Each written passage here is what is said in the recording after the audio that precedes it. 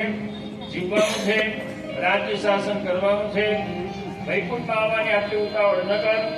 તને વચન આપું છું, બીજા મનુષ્યોની જેમ તારે શરીર છોડવું પડશે નહીં.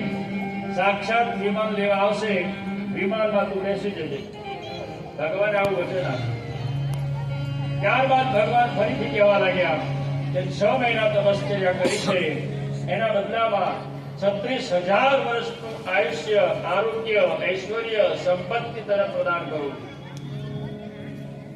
આટલું કહી પરમાત્મા ધ્રુવજીના મસ્તક પર હાથ મૂકી સીતા ગરુડ પર સવાર થઈ વૈકુંઠમાં ચાલ્યા ગયા.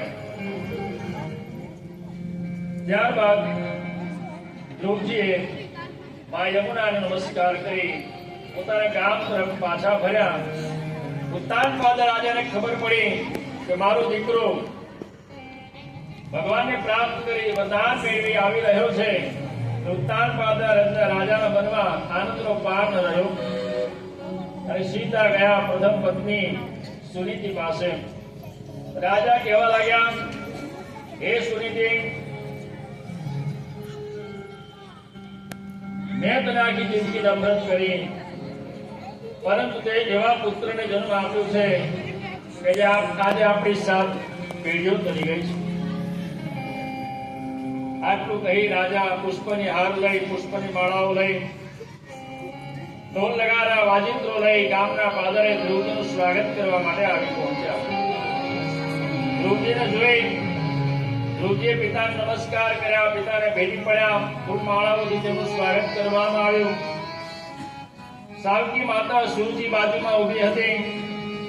ધ્રુવજી સાવકી માતાને નમસ્કાર કરવા જાય ત્યાં તો સાવકી માતા સુરજી કહેવા લાગી, બેટા તું મને નમસ્કાર કરીશ નહીં, મેં તો તને ઠોકર મારી છે.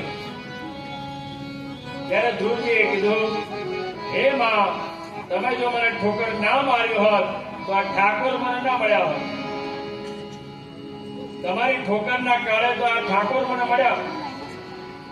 જેને જેને જીવનમાં ઠોકરો વાગી છે ને એને જ ઠાકર મળ્યા છે, એને જ ઠાકોર મળ્યા છે.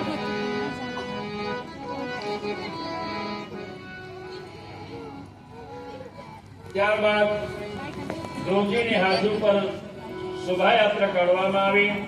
બ્રાહ્મણોને બોલાવી વેદ મંત્રોચ્ચાર સાથે રાજ્યાભિષેક કરવામાં આવ્યો. રાજગાદી પર બેસાડી દેવામાં આવ્યા અને ઉત્તાનપાદ રાજા તપશ્ચર્યા કરવા માટે ચાલ્યા ગયા. થોડાક સમય પસાર થયો. ધ્રુવજીના મોટા ભાઈ ઉત્તમ જંગલમાં શિકાર કરવા માટે ગયા. શિકાર કરતા કરતા હિમાલયના ભાગમાં આવેલી અલકાનુપુરી નગરી છે યક્ષોની, ત્યાં પહોંચી ગયા. યક્ષોને થયું કે આ કોઈ રાજા આપણી ઉપર આક્રમણ કરવા આવ્યા છે. આવું સમજી યક્ષોએ ઉત્તમ ઉપર આક્રમણ કર્યું. એમાં ઉત્તમનું મૃત્યુ થયું. આ જાણ ધ્રુવજીને થઈ. ધ્રુવજી ક્રોધે ભરાયા. 23 અક્ષોહિણી સેના લઈ ધ્રુવજીએ યક્ષોની નગરી અલકાપુરી પર આક્રમણ કર્યું. અનેક યક્ષોનો સંહાર કરી નાખ્યો. ધ્રુવજી યુદ્ધ બંધ કરતા ન હતા. ઉત્તાનપાદના પિતા મનુ મહારાજ ધ્રુવજીના દાદા વચ્ચે પડ્યા. ધ્રુવજીને સમજાવ્યા કે આવા યુદ્ધ બંધ કરી દો. ઉત્તમનું મૃત્યુ યક્ષો દ્વારા થવાનું હતું એ નિમિત્ત છે.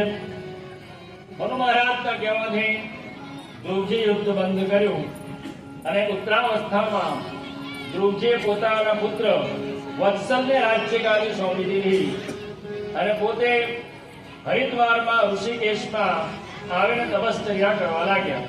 વૃદ્ધાવસ્થામાં જ્યાં ગંગા કિનારે ધ્રુવજી તપશ્ચર્યા કરવા બેઠા, ખડ ખડ ખડ ખડ ખડ ગંગાજીનો અવાજ સંભળાયો.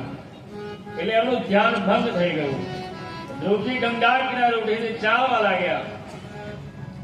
જ્યારે ગંગા મૈયા પ્રગટ થયા, ધ્રુવજીને દર્શન આપ્યા અને ગંગા મૈયા ધ્રુવજીને કહેવા લાગ્યા, બેટા તું મારો કિનારો છોડીને ક્યાં જાય છે? તો અહીંયા બેસ, તપશ્ચર્યા કર. ગંગા કિનારો છોડીને ના જઈશ. ધ્રુવજીએ કીધું, હે ગંગા મૈયા, તમારા પ્રવાહના કારણે મારા ધ્યાનમાં ભંગ થાય છે, તેથી હું આ છોડીને જાઉં છું. ત્યારે ગંગા મૈયાએ કીધું, બેટા મારો પ્રવાહ તને ધ્યાનમાં વિક્ષેપ કરતો હોય તો હું શાંત થઈ જાઉં છું, પરંતુ તું આ કિનારો છોડીને ના જઈશ, આવું કીધું. અને માં ગંગા શાંત થઈ ગયા.